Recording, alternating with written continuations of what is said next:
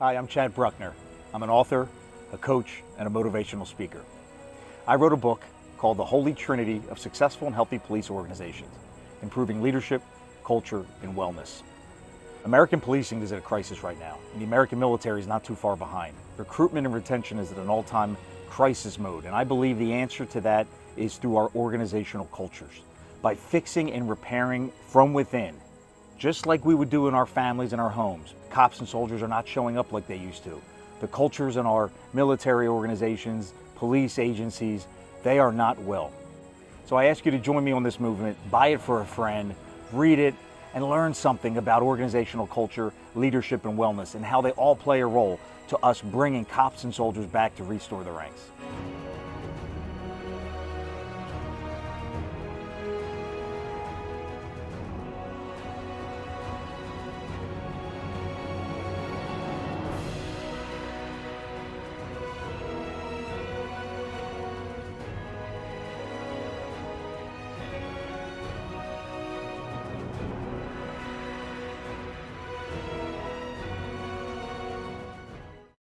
Hi, Diane. How are you? Good to be here with Really you. good, Chad. Just so nice to be here with you. And congratulations on your book. And I still need to get and order a copy. So I need I to I will send you one. I'm sorry. I want to send people copies that have helped me out with the book, and you contributed, and I totally forgot to send you one. So well, no, and I will send you one. that's okay because I think it's really important to pay for journalism as well. And so I am happy to make a donation, just like I did for Ernie's book, right? It's labors of love. So, it is, if you're on Zelle, let me know what the book and the shipping costs are so it doesn't come out of pocket for you and I'll send it to you. Okay, I appreciate that. I would still, and I really appreciate that. I still would like to send you only because you did contribute. You weren't just, um, somebody cheering me on. You were contributing information and data for the book and taking time to look at it. So it feels morally wrong to have you buy it. So I would love to send you. To me, Okay. you have a piece of it. So it's I would love to send you a copy. I will give that to you then. How's that? And Thank then you, I'll buy thank a you. book down the road and give it to people. So I interesting appreciate it. enough, once I read the book, is just so you know, and this is what we do pretty standard with LEAP, is that once we vet the book and take a look at it, make certain it meets everything, we will look to post it on our website too. Oh, very nice, very cool. That's very Yeah. cool. You guys are doing awesome work, and let's talk about Leap. Let's start with that because I'm still learning so much about your organization and what you do and why you came to do it. As I get involved and do some more activities, more events, and just connect with more people, I'm more intrigued by your passion and why you could have retired, which you did, and kind of done what so many other people, but you have springboard into all this advocacy and this reform and reimagining and whatever word everybody wants to use. To me, it's accountability. It's being honest about being service oriented. How can we do that and be the best version of that, and not just pass the buck and accept low standards. So yeah, where did that passion come from for you? You know, Boy, I'll tell you, everyone has journeys, right? Um, I never wanted to be a police officer growing up. That was like I was that rebel teenager where we ran from cops in many aspects. And law enforcement was supposed to be for me. Policing for me was not going to be a career. It was, I needed benefits. I needed a good salary. I was putting myself through school. I had moved out of the house pretty much after high school. And I was really intrigued because I was food and cocktail waitressing, and the restaurant I was at did, you know, uh, good guy discounts. And so we were at this very interesting intersection where multiple police agencies came to our location because we were freeway close, close enough to probably 4 or 5 different jurisdictions. And so I wanted to be an attorney and basically got talked out of it by the cops. Like, yeah, you don't want to be an attorney. That's no fun. You'd be a great police officer. And I ended up going on a ride along with an agency, and it was like, oh my gosh, you guys get paid to do this, and it was just happenstance for me, right?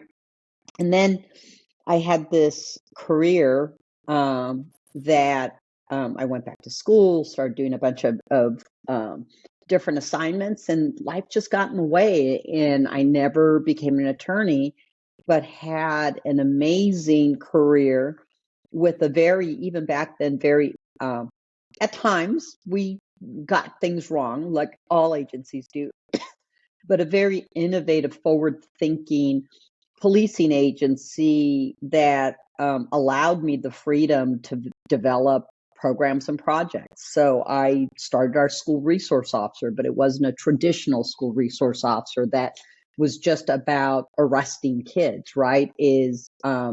I was an administrator, I was a mentor, I taught a student academy with a teacher, and it just, it was an agency that said, hey, come up with a solution. If you want to engage with your community and there's something that will help us reduce crime, then go for it. But I also did a lot of gang work and narcotics and crisis management, crisis negotiation. And so I had a really, really fulfilling career. But yet there were times within that career where I really struggled with management and with how our cops were treating people, and kind of even sometimes the lack of accountability and transparency. We would get it right in the really big things, but in a lot of other things, we made the same mistakes that I think, unfortunately, my career started in 1983, Chad. I retired in 2004. Wow. Yeah, so I'm old. Okay, it's like, as I joke about it, it's like, hey, I'm old. I'm 62, and when I started in law enforcement, women in policing were an outlier. I was the end of the vanguard of the first women in patrol, right? And there, I can't begin to tell you how many times I probably could have owned the department because of how I was treated, comments that were made. I would have my peers, not the senior veteran officers, but a number of my peers would deliberately antagonize and escalate situations to see if I could hold my own, right? That I wasn't a coward, that, just all that typical um, toxicity sometimes, because I think that's the one thing in law enforcement that is still very evident to me is we don't treat each other very well. And whether it's competition or just the culture, we eat our own. And it's not just a management down issue, it can be a top up issue too. And so, as much as I loved policing, I think being a female in policing and kind of being sometimes on the outskirts allowed me to really reflect in much different ways than being kind of like one of the guys, right? I was always trying to fight for, I had to be better. I had to have better valuations. I had to have better projects. I had to literally outwork my male peers who were routinely getting promoted above me until I couldn't be ignored anymore, right? Was this what you put on yourself? Was this what you thought the culture needed for you to succeed in that kind of environment? It was both, right? It is that I think women in policing still in many aspects today, although there's tons more opportunities, tons more female chiefs and people in command in executive positions and sergeants, there is this pressure on women and minority officers. Let's just be frank, and I think it's both a internalized pressure as well as an external pressure. Let's go deeper on that because I think it's fascinating. Like the minorities, the women, what makes those populations in police work, in your experience, having to fight harder to have that success? Stigma, bias, It's from a female perspective, and I'm also Hispanic, despite not looking a bit Hispanic. I was born in Mexico City.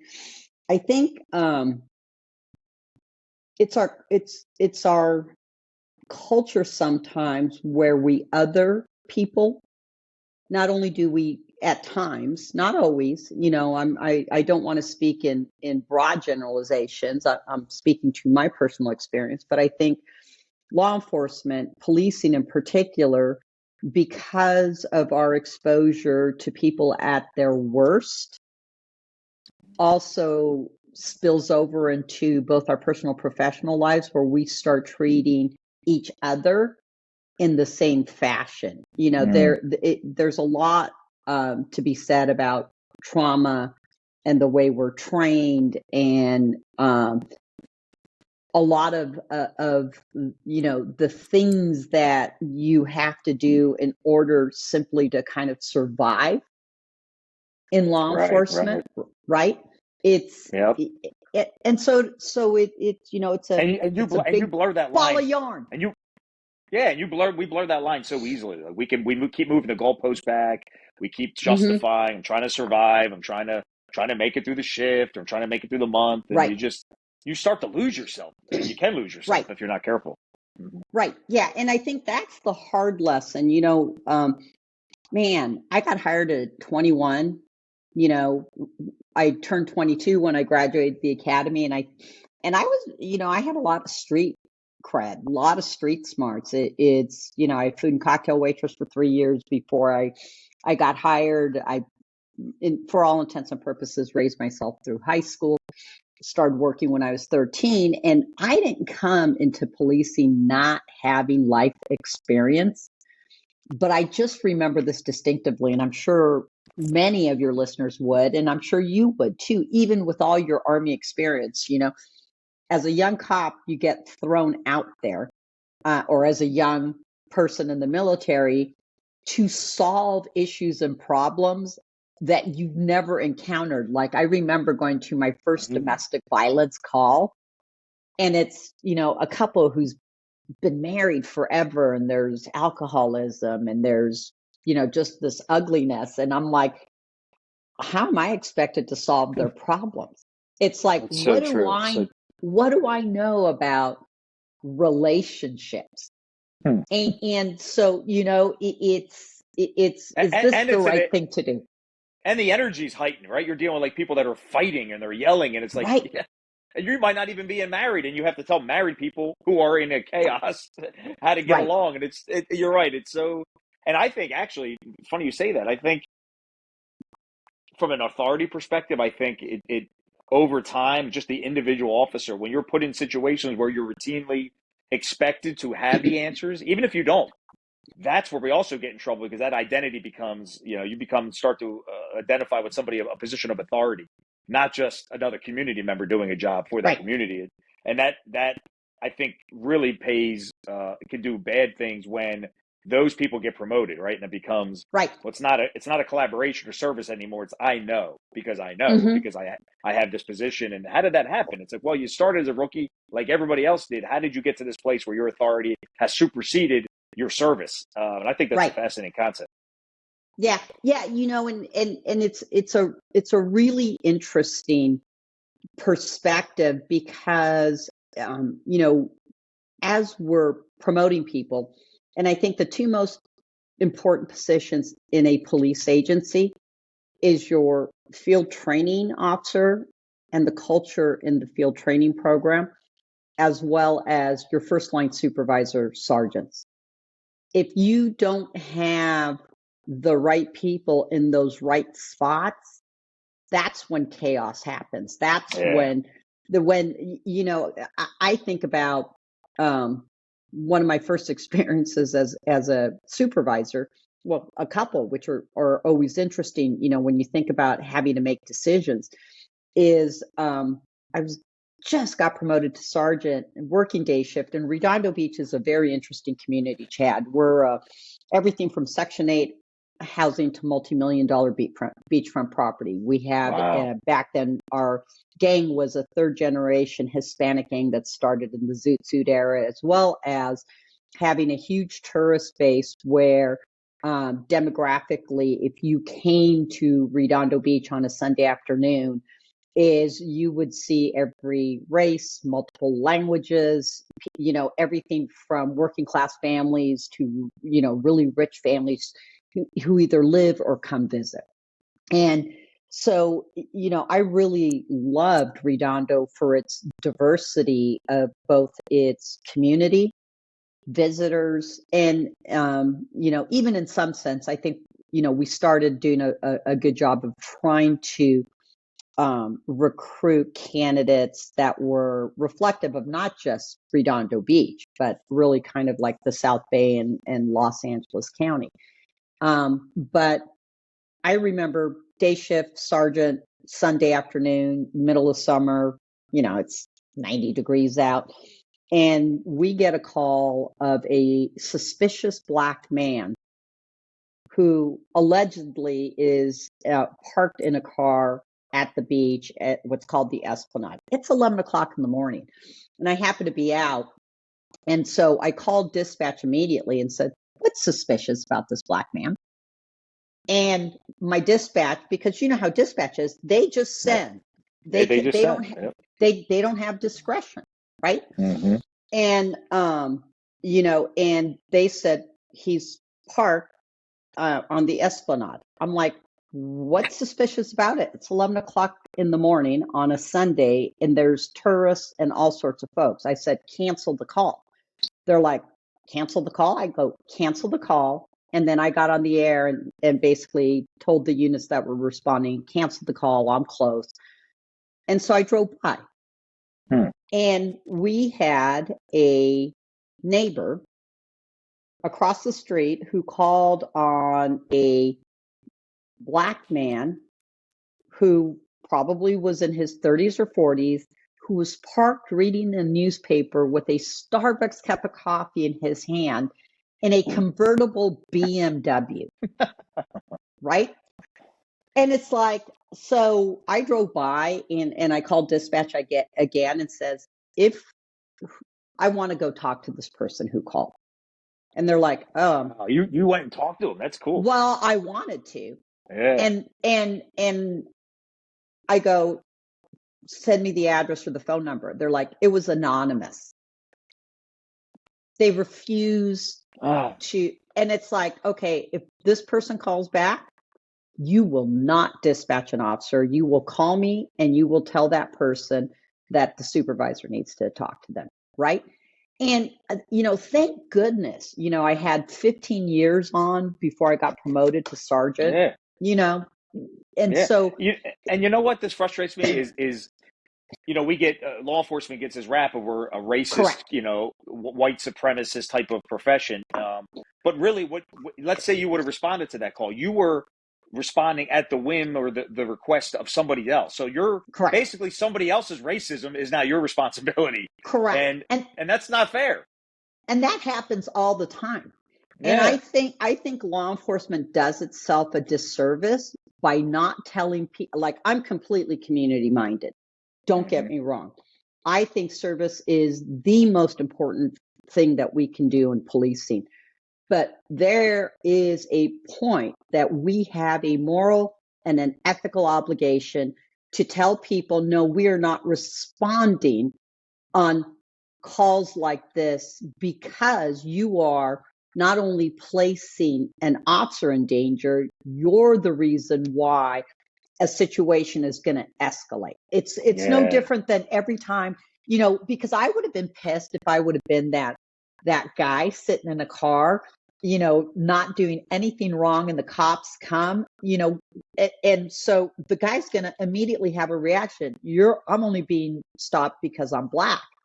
And it's like, well, yeah, that's exactly why. And why are we putting our cops in that position? And then on top of that, we put young cops with little experience. We force them to lie. We force them to lie because you have a lot of courage to look at somebody and say, yeah, to be honest with you, you're right. I'm here because you're black. They're not going to say that because they're young and No, inexperienced. What they're going to say is, well, you're suspicious. I'm suspicious. Why are you right, suspicious? Why am I suspicious? They can't say it because somebody thinks you're suspicious. So I have to say, and you see these videos, and I really think that most cops don't want to go down that road or get themselves in a correct, situation. They're not equipped. They're not emotionally correct. balanced sometimes to handle those. And they're the ones that pay the price, not the executives or the agency. It's these officers are now their name is blasted on social media. I just feel Right. awful for that. We take casualties within our own profession. They're easy. That's low hanging fruit. Throw that guy out to dry. Throw that girl out to dry. And from a systemic point of view, it's frustrating. Yeah, and systemically, I think this is something that cops understand sometimes from within their own agency and culture of their agency, but they also, to the detriment of law enforcement, also don't understand systemic racism and what does that truly mean, right? It's a it's a very, very interesting conversation. I got my master's degree. Finally, I went to UC Irvine from 2015 to 2017, and it was probably there was a 60-person 2-year cohort, and it was a hybrid blended classes and program, and it was out of the School of Social Ecology, and it was like criminology, law, and society, and it was a just this really tremendous 2 years master program where it really looked at how not just laws are enacted, but it looked at criminology, why people commit crime, how issues of social control and why laws are created. And the drug war is a perfect example of why modern day cops don't understand when people point to them and say systemic racism, and they go, no, there's no such thing as systemic racism because we're not taught, we're not They don't get it. Yeah. educated. Is if you go back very clearly in our drug laws, like California, who's supposed to be this bastion of liberalism, in the late 1800s, imposed the first Chinese influence laws on opium dens. And the reason they did it was because they were afraid that white women were going to sleep with Chinese men.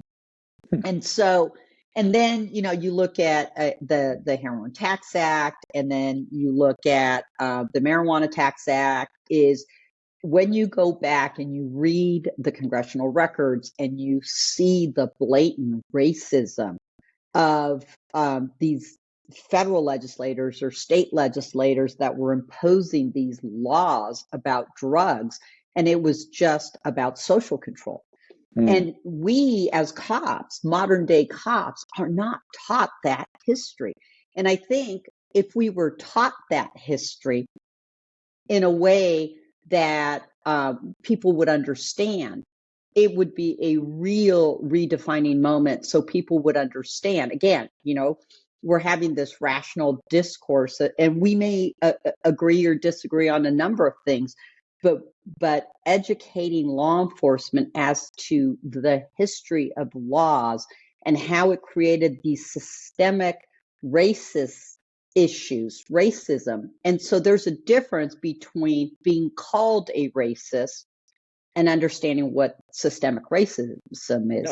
100%. Yeah. And I don't know if I'm just been frustrated lately, Diane, but there are a lot of good people in this country that are trying to really work hard to make things better. That doesn't mean everyone's going to agree. So labeling people, especially people that are trying to do the right thing that maybe you disagree with, I just think it's Right.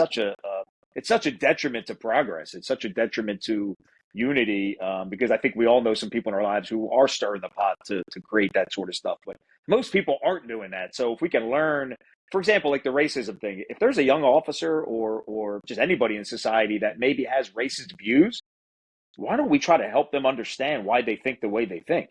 Sure. Maybe they don't want to think the way they think. Maybe they don't understand. Like you said earlier, I think most people don't even understand why the views they hold are like that. Maybe their childhood adverse childhood experiences or things they saw in their early adult life. It contributed greatly to why we think the way we think. And if you listen to other people and you listen to their experiences, you go, oh, I can understand.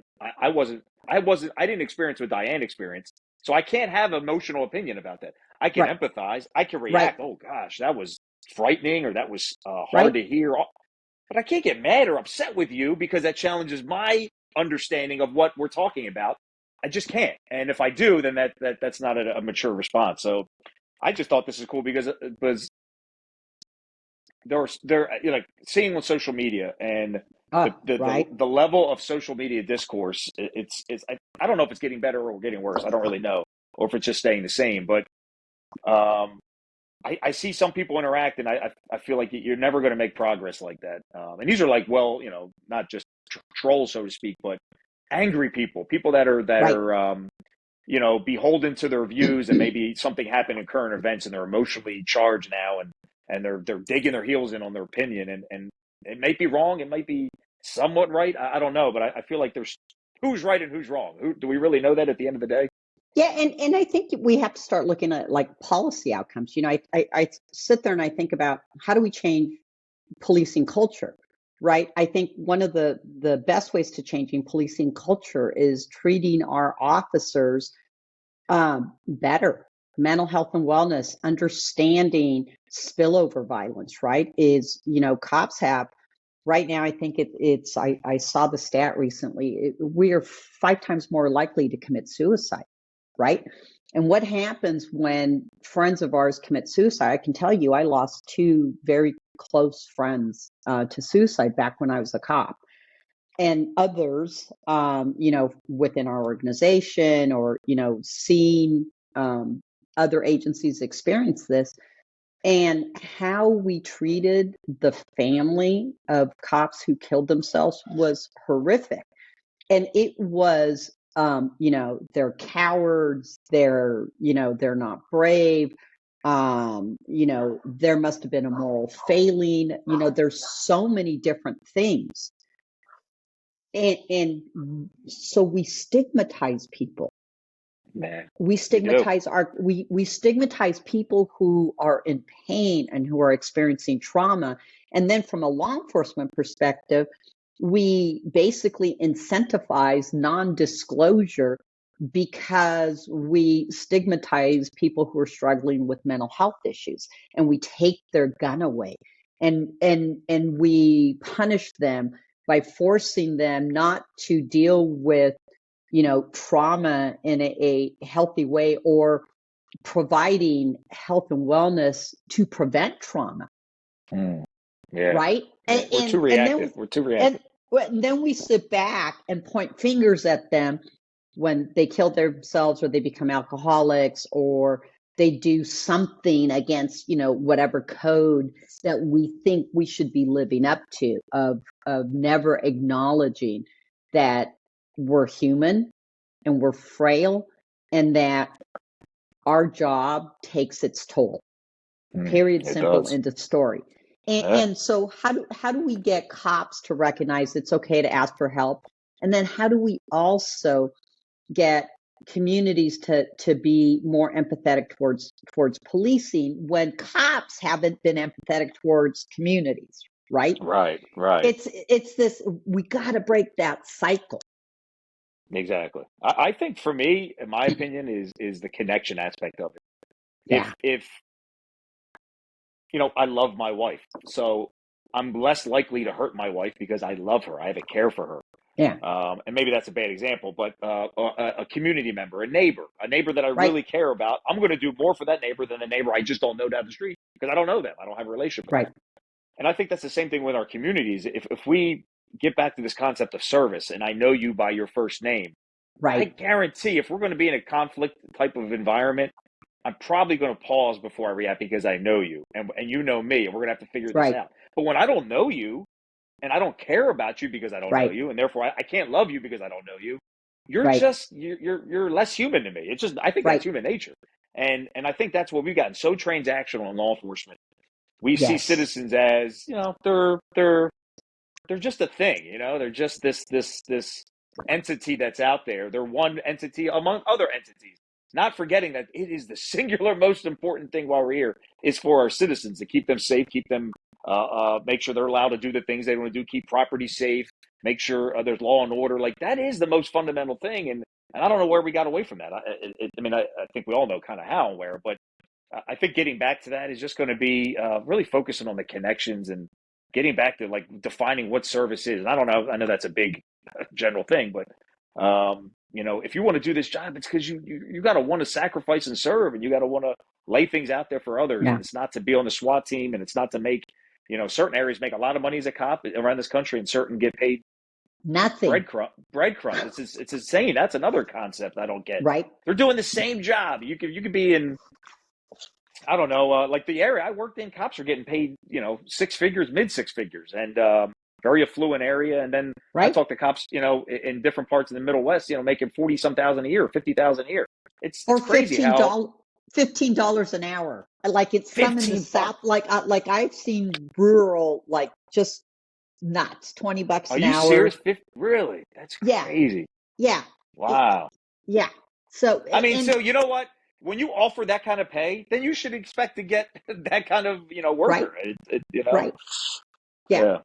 Yeah. Yeah. It's crazy. And so, I think there's this whole humanization discussion that I think is so critically important. The holding two thoughts in our brains is is difficult for a lot of people. I know years ago when I was just a board member with LEAP, when the 5 Dallas police officers got killed while they were trying to protect people during this Black Lives Matter protest, right?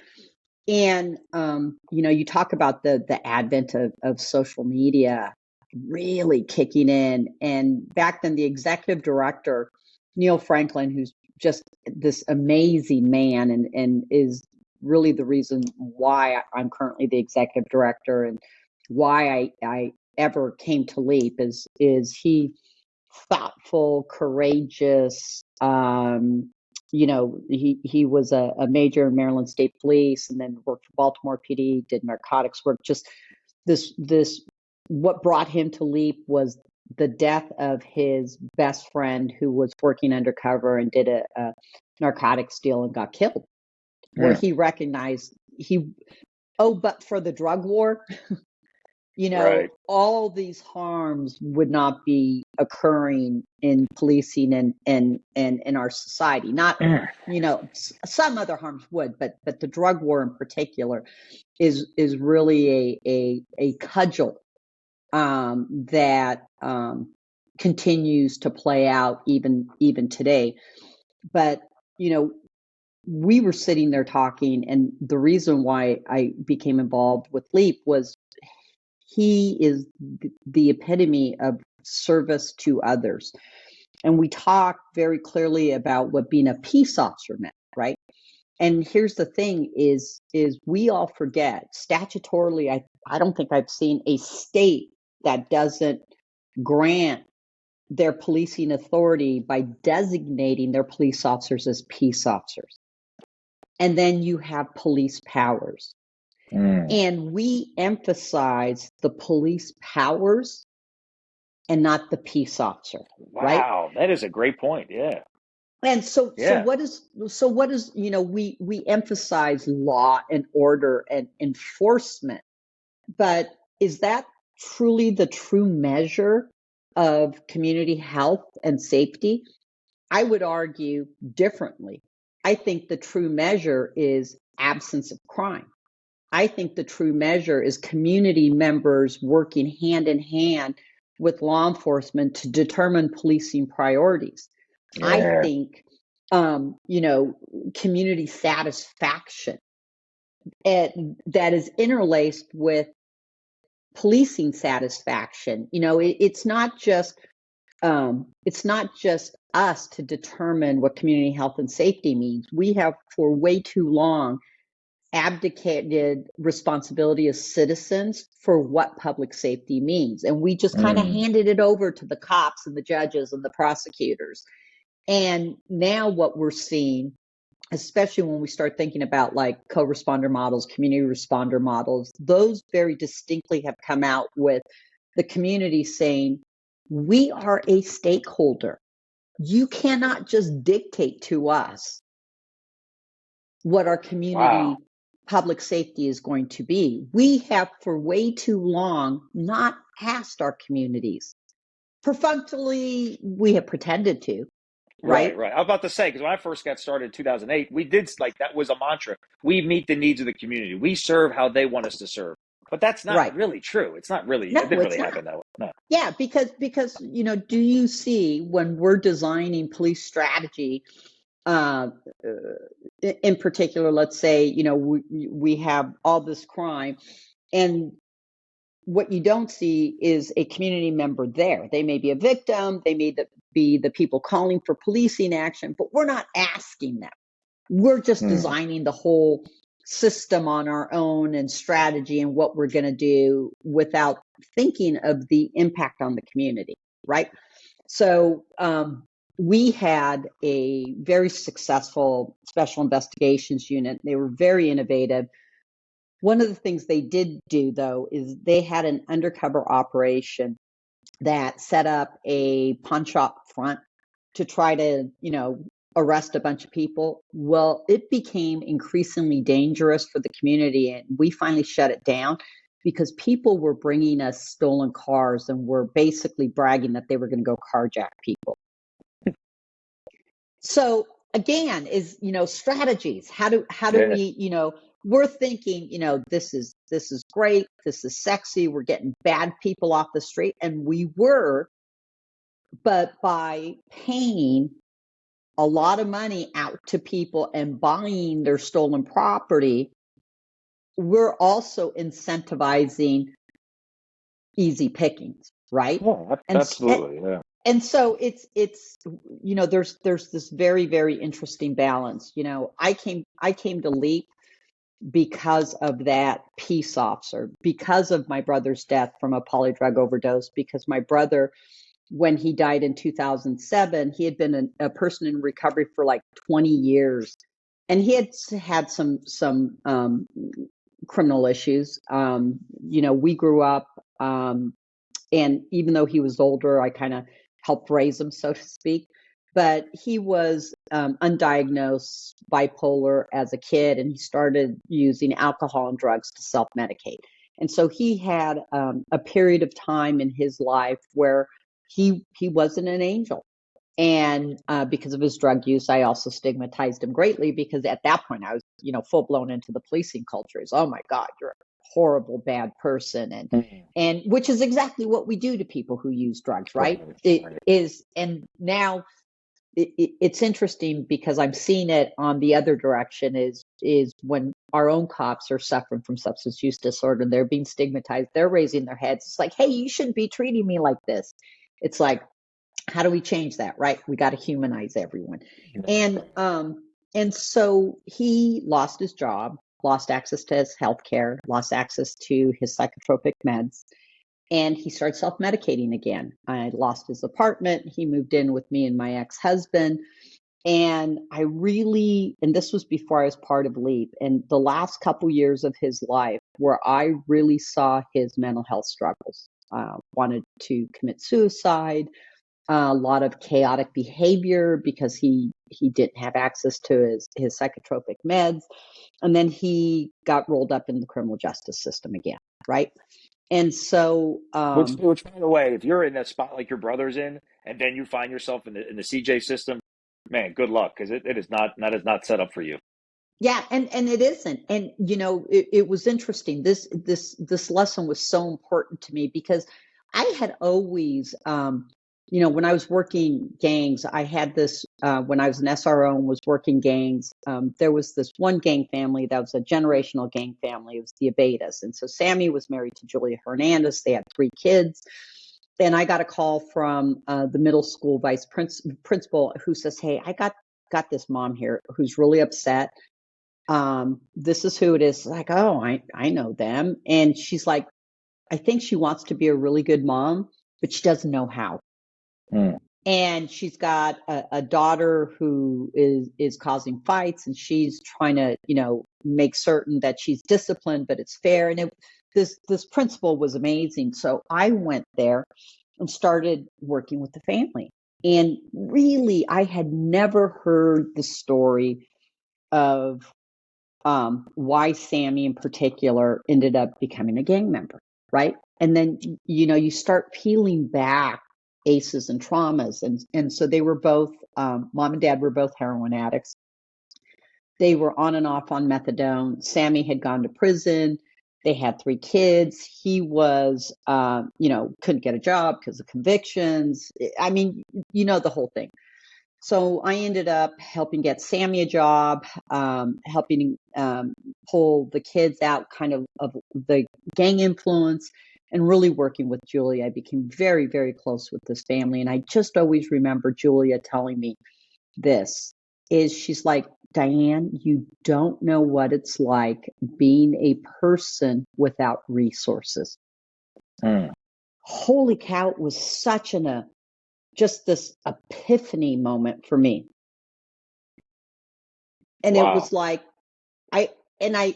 I understood because that was how I was in high school. You know, I grew up chaotic, no money, dysfunctional family, but I had never pinned it into my work, right? I think I had compartmentalized my own aces, my own trauma, and hidden them away. But it still didn't really hit me until my brother moved back in with me. I mean, I agreed. I was sympathetic, you know, really, really worked with him for a really long time. I mean, Sammy, she told me the story of Sammy and Sammy, when he was a little kid, their dad, who was an absolute monster, would literally hang Sammy up on a clothes hanger outside, you know, a laundry hanger, and beat him. And so there's, of course, you know, you then experience all of these other issues, and then it just becomes generation. So he turned to the gang as a family, right? Who supported him, loved him, you know, treated him with dignity and respect. And so, you know, what does that say? Why are we saving our resources until people come into contact with the criminal justice system instead of having infrastructure in place to prevent these types of things, right? And you know what the sad thing is for me, Diane? Yeah. And man, it just breaks my heart because I think most people that we interact with on the job, criminals, people that we arrest, are broken people. Absolutely. Most Who of have them. Absolutely. probably been victimized themselves. Absolutely. Yet we like call them pieces of, we judge them, we throw them in jail, we high five each other when we arrest them, and then we act like every criminal is a predator. Every criminal is the worst of the worst. Every criminal is right. And I think 50 years we've been doing this. Talking to the old timer generation and creating this division, this gap, and just talking to you makes me realize it's almost cringy that if we stop doing that, if we just stop treating every criminal, we can arrest people. People commit crimes; they have to be brought accountable. Held accountable. But that flip where we can treat them like a brother and a sister, where we can respect them and treat them with dignity, have value for them. We don't have to understand what they did. We don't have to accept what they did, but we don't have to judge them for what they did. Because I think the more we do that, the more we pile on top of them, we actually start to develop bad habits ourselves. We actually become monsters. We start to become the monsters because we're projecting that hate, that we're vilifying them, and instead of focusing on the victim, and we are protectors of victims, we now become persecutors of criminals, and that's a fine line, man. If we don't be careful about that, you start to become a monster. Yeah, and you know, it's so interesting that you say that. I think that we as cops, we in law enforcement, have been privy to people at the worst moments of their lives. And then I think about my worst moments of my life, and I've been very, very lucky in a variety of different aspects that people don't know about them, that I had resources to get me into therapy or whatever it happens to be, right? I was lucky. And if we as cops recognize how lucky we are sometimes to have our job, to have our families, to know, to humanize people, to understand that not everyone is the worst moment of their life, but on that caveat, here's where I always go with abolitionists in particular, who have this, we don't need cops, we don't need prisons, and I don't argue the point. I always go, okay, until humanity changes, let's say we want to work towards the issue of no cops, no prisons. But until humanity changes, we need Right. the best version of a criminal justice system. And we need you, the community, to help us do our job and define our job. I'm so tired of politicians and city council people and, in certain communities, people who think that cops are at their beck and call to solve socioeconomic issues that we are in no way equipped to handle and are never going to solve. Because the only tool we have is incarceration or our gun and our baton. And That's so true. right? So more issues are caused with politicians who don't do their job, that understand it and basically ignore because they have their own biases and they dehumanize people. And then they wait till the problem is so public.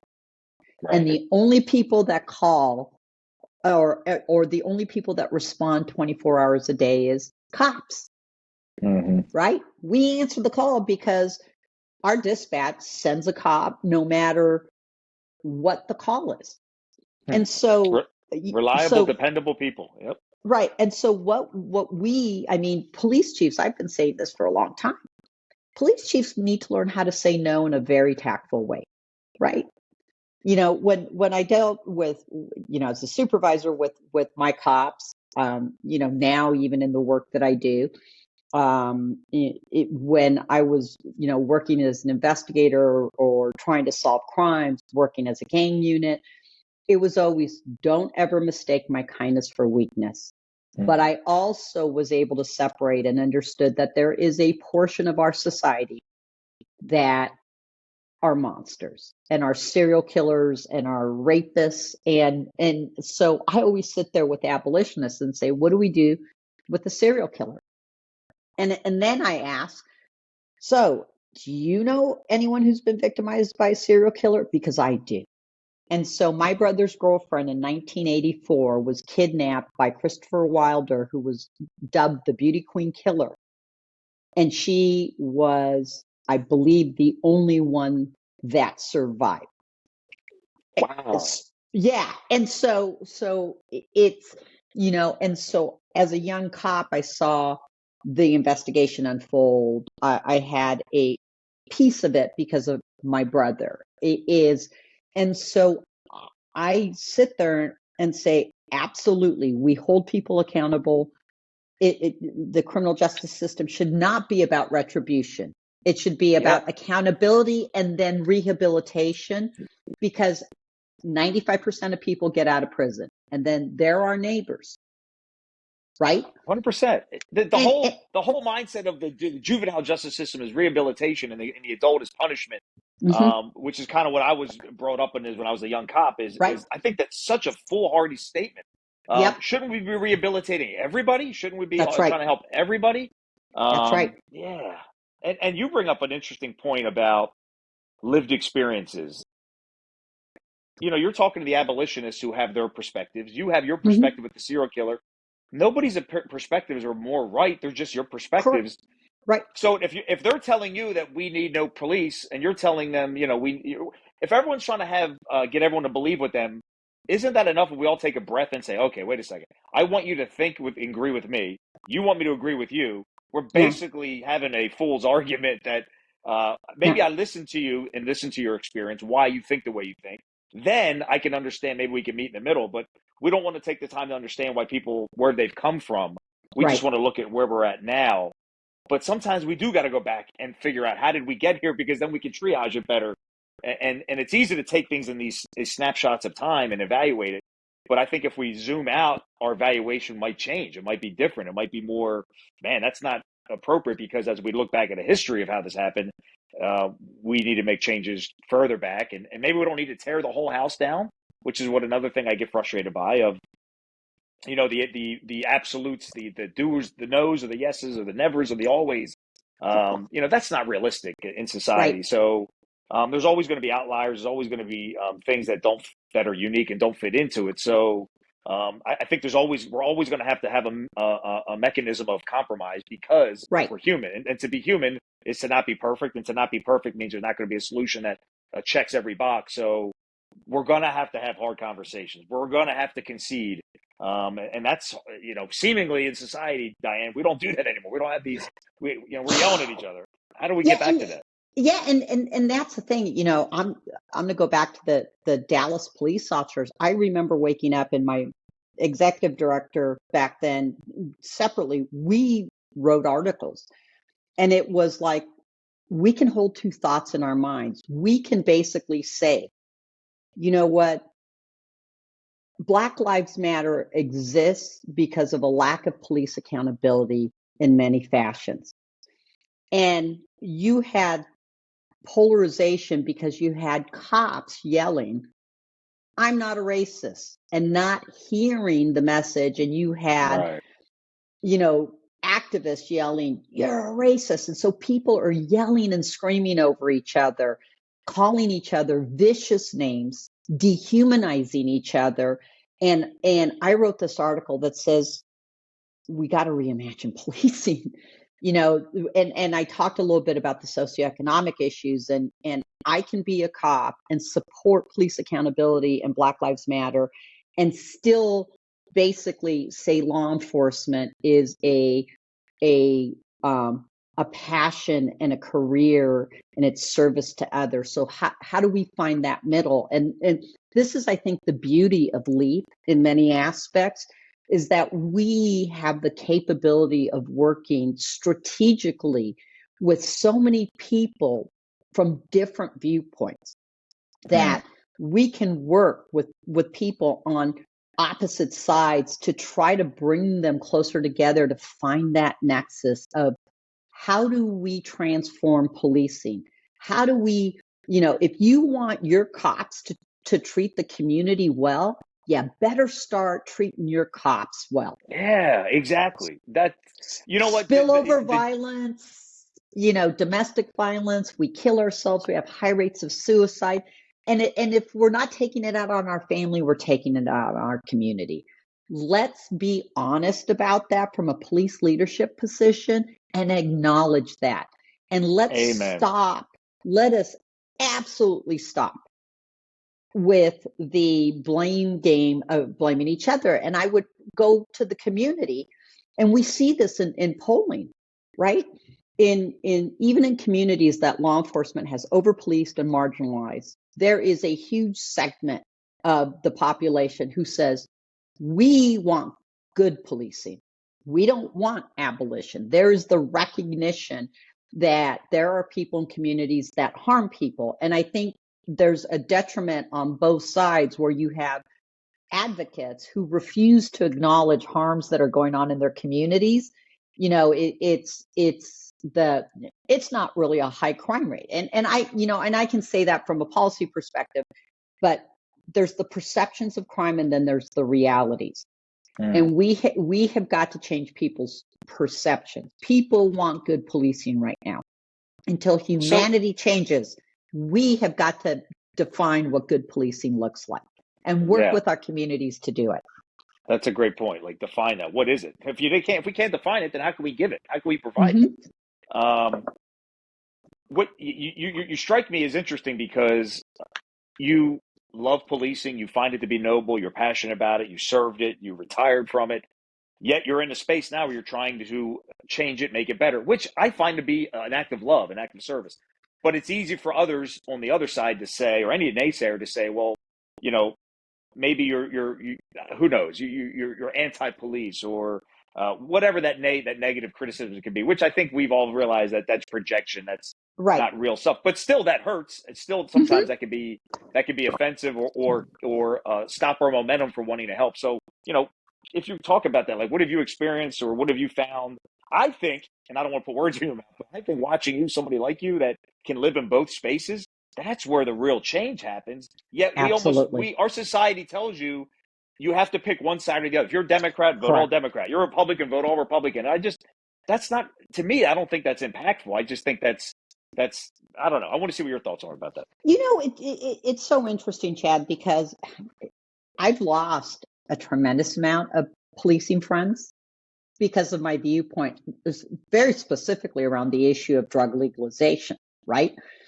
And but yet, you know, I've written in the past, if it wasn't for the law enforcement experience to give me the strength to basically recognize that the only way that change is going to happen from law enforcement is from within. Hmm. That I have a moral and ethical obligation to make policing better, not for myself, but for our communities and for my kids and their friends and family. I've seen too many people harmed by the criminal justice system, but I've also seen harms when policing isn't supported.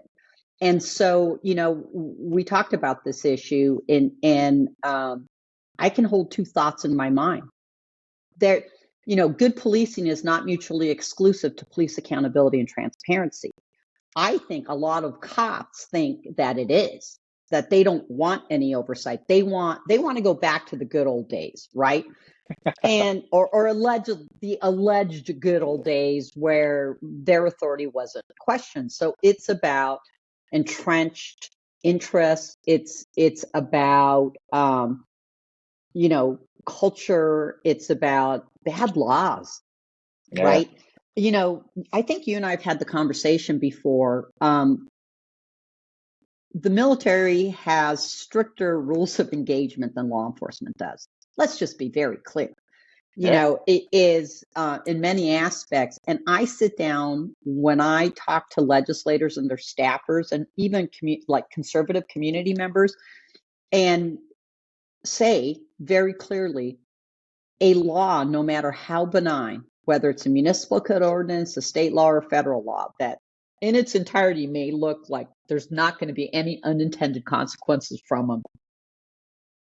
You're Hmm. granting the cops, the only people outside the military that are authorized to carry weapons and authorized through statutory powers to use state sanctioned violence, can kill you for a red light violation, for a red zone parking ticket, for parking in a handicap zone if things escalate. And I'm not saying that we should eliminate all laws. I think we should be very careful of creating laws and not having outcomes to see if that law's intent actually occurred. Drug prohibition is a classic example. And I know we're running out of time, but you know, I think back to August Vollmer, and I'll send you the article, Chad. You know, fourth president of the International Association of Chiefs of Police, Berkeley Police Chief, LAPD. There is a criminology division named after him at University of Berkeley. And what he said about law enforcement investigating all moralistic crimes, not just drugs, sex work, gambling, alcohol prohibition, is that it would engender distrust between the public and the communities that they serve, that it would cause corruption. Hello, right? We've Hmm. all seen it. And worse, that we were putting, specifically around the issue of drugs, we were putting cops in charge of a medical issue.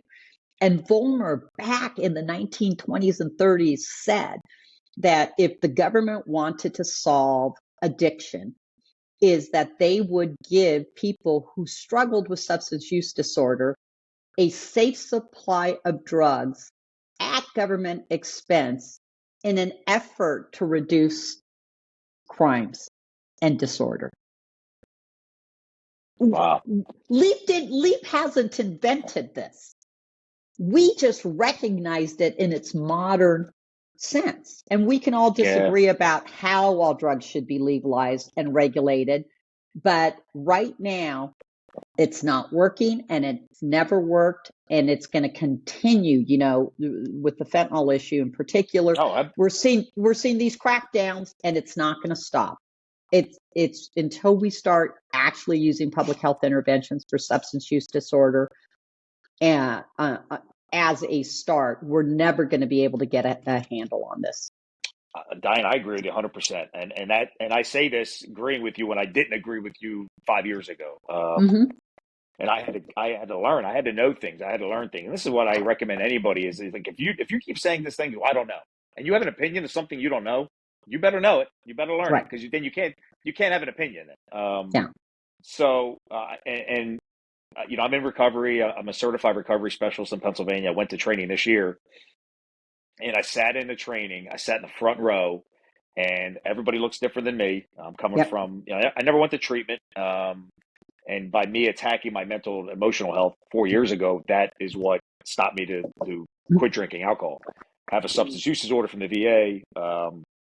And so I'm sitting in this CRS training. I'm in the front row. Everybody looks differently to me. Everybody's got a criminal justice story. I'd never been arrested, never went to treatment. Right. And I'm sitting there, probably subconsciously, even thinking of myself a little different, a little better, because I didn't have those experiences. Not that I'm better than them, but just, I didn't have that. I didn't have that, I'm just this guy trying to go through recovery. No, I'm in recovery training. I'm in recovery specialist. I'm in recovery. I have a substance use disorder, and I stopped comparing myself to them. And everyone's telling their story, and almost everyone has a criminal justice story when the system failed them, hurt them, compromised them, took advantage of them, marginalized them, and that aided in their addiction journey or played a part in their journey. Right. And I kept slumping down in my chair, Diane. I was trying to hide, even though I wasn't involved in this. It was the concept of information hitting my brain and challenging perspectives that I did not think or know. And it was the first lesson of this drug reform recovery space for 2023 that I've been on in my little personal world, that I sat there and listened to this information, and I had to excuse myself. I started getting emotional. And it was that feeling, and it's funny, I wasn't getting emotional of this one girl was talking, of her pain. I was empathetic to what she was going through. Yeah. My emotion was like challenging my preconceptions, challenging my perspectives. It was like ripping open some wounds and saying, "Oh, bro, you don't know what you think you know." And it was like a fearful. It was like, "Oh my gosh!" It was like that humbling moment. I have a lot more to learn, and so yeah, I've been on this road this year of learning the war on drugs and these failed policies, harm reduction, and how critical this can be. The harm reduction policy can help so many first respond. I mean, obviously everybody, but our space with the first responder world, that so many brothers and sisters that are using substances, and if we can just help them understand the concepts of harm reduction and fight this whole abstinence mindset that I used to have. Like if you're using alcohol and you don't want to be using alcohol and you're using one beer a night, or you're a piece of crap. Well, no, you're not. So there's plans you can do. If you're using 6 beers a night, and if you want to stop using alcohol, that's great. Maybe we can get you down to 3. We'll start 3 for a couple of weeks. That's a celebration. That's a victory. You're amazing if you can do that. Then we'll get you down to 2. Then maybe 1. Then 0. All things I've learned as a CRS how to do. But most cops, I can speak from being in that world. Derek Chauvin, man, I say this for this regard because there's the new autopsy that came out, and George Floyd apparently didn't die of asphyxiation, and it was drug. My point to this whole thing is this, and I wrote this in my book for this reason. When I saw that video of Derek Chauvin kneeing on George Floyd's neck, nothing else I'm talking about this other than what I'm going to say is this. I looked in that guy's eyes. We all saw the video. And he looked like the eyes of a great white shark. That didn't look like the eyes of a joyful person. That didn't look like the eyes of a public servant who loves his job. That looked like the eyes of somebody who is dead on wearing uniform, who is dead on duty. Something happened to that person. And I know because I worked that job, so I can speak to this. So I can recognize those looks in somebody that they have changed. It's not, and I don't know Derek Chauvin at all, but I can tell those eyeballs, and you've seen those eyeballs, of either criminals or eyeballs of people that we worked with. And that is not the eyes of somebody that, that's the eyes of somebody. Yeah, that's the eyes of somebody that changed. That's what I'm trying to say. They changed. I don't know what he changed from because I don't know Derek Chauvin. But those are dead eyes. Those are dead eyeballs. And, you can say all this other policy stuff and tactical stuff and autopsy stuff. But I do know, looking into the eyes of that guy in that video, in my opinion, from doing this job and being stressed out and being experiencing a lot of trauma and having to shoot my weapon in combat at people. Right. All those things, I recognize those eyes. That is not the eyes of a healthy person. So we Right. can say all these things, but we got to help cops be healthy. We got to help them be healthy because you might not make those decisions if you're healthy. Well, I think that the other issue is this is part of the recruiting issue, right? Is I am not going to blame the recruiting issue on the community. I'm going to blame it on a failure of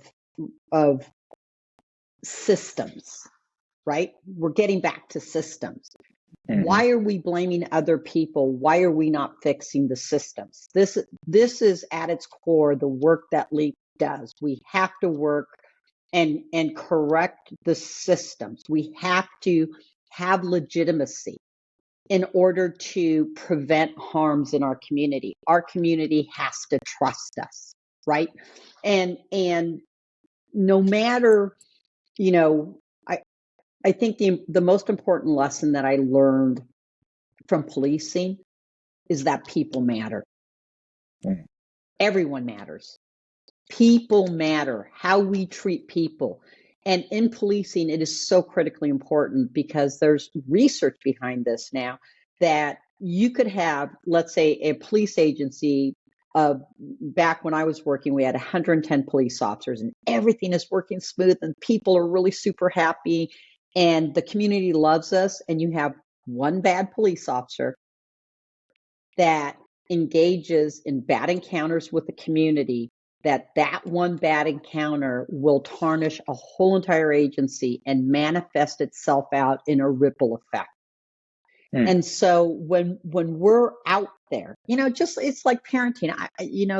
There's a number of times that I have, and I think the reason why my son and I have such a good relationship is because I have, since he's been young, I have recognized when I've been wrong and I've apologized to him. Period. Simple. I have held myself accountable for not being the best mom at a particular moment. I've done that in policing. Wow. And I do that in this job right now as well. The most important asset we have is our people. And if we can't treat our people good, they're going to turn around and treat people bad. If we don't treat our children in a loving and a respectful fashion and teach them right from wrong and give them parameters and values, they're going to go out into the world and mistreat people. So true. It's so true. It's true. It's the most holistic, fundamental principles we could talk about. Be good people, raise good people, right? Be a good leader so you'll lead good people. Right. Everything comes back to that trust. It's funny, like if you don't trust your spouse or you don't trust your best friend, right? You don't have a relationship. It's the same thing in the community. So yeah, you're right. We can't blame people. You don't blame your spouse when you tell a lie. You have to sit there, or you hurt somebody. You got to say, I did that. I have to say, I'm sorry. I apologize. I have to reflect on my actions. Yeah, you're right. And how many leaders in police work are really being that open and honest and being accountable and vulnerable and saying, I'm sorry. I don't know if that's happening a lot. And I think that could be an injection that would do a lot of good. That empathetic, accountable mindset from leaders to say, hey, look, I'm a person just like you are. I make mistakes. I admit my mistakes. Oh, boss is admitting his mistakes. Boss is admitting her mistakes. Oh, it just creates a culture where like, okay, mistakes are going to happen, but also we own them. We don't hide them. We don't bury them. Policing has been burying mistakes under the rug. We've been hiding them in lockers. We've been hiding them places and throwing them away and don't tell anybody. We can't do that. And I think that. Yeah, go ahead. I'm sorry. I'm sorry. Go ahead. Finish. No. I want to see what you guys say. Well, I think you touched on one of the most important words in policing that is considered a bad word is vulnerability. Man, Chad, you just, and it just hit me. I just got this. I find vulnerability to be so important in any relationship I have. But it's so scary for people to be vulnerable and to be able to acknowledge your worst fears, your worst mistakes, deeply personal stuff. And if we could gain that trust and hold people's vulnerability in a way that we don't use it to destroy them. And that's what law enforcement does to its own. Yeah, that's a great point. And there are probably so many officers who have tried to be vulnerable in those cultures and in those environments and probably had bad stories. And that's a great point. But there are, I mean, I know a couple of leaders chiefs that I've built relationships since I left policing. Because, one thing I'll say about policing, when you're in it, it's just your agency in that little area you're around. You forget that there's a whole country of policing. A whole Right. world has policing. A whole countries do it differently. Right. You're in that little world. And so leaving in the last 3 years and interacting with chiefs all across the country, I just see so many different modalities and ways Right. people lead, and it's been inspiring. So that is cool. Now I think we need more of those leaders for sure. But the ones that I've interacted with, they're vulnerable. They get throwing out just enough to curry trust and favor, but not curry victim. Oh, boss told me this. That's a little weird, right? It's like being strategic, tactical in your vulnerability. Right. Explaining, hey, I 5 years ago, guys, I struggled with my alcohol too. It's okay because I don't struggle today. Right. But that was a moment. That was a moment in time. But it's not going to last forever. Right? I think those positive, encouraging, momentum-driven, vulnerable tidbits just can create tremendous momentum in the team because they realize, oh, well, I'm going through this too. Boss had a drinking problem, and he's look at the things he or she is doing. They're amazing. Right. And they're doing those things. I can do that too. I think as opposed to trying to be perfect and choke down every mistake and every negative and only show the world and when we're in uniform, the good and the awesomeness we do.